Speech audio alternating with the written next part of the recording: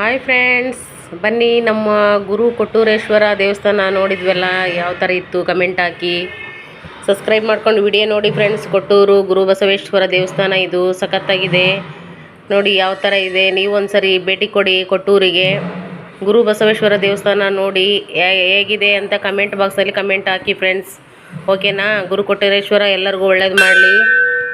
ಸಖತ್ತಾಗಿದೆ ನಮ್ಮ ಮನೆ ದೇವರು Guru Kottureshwara. Okay bye friends. Okay bye ಬಾಯ್.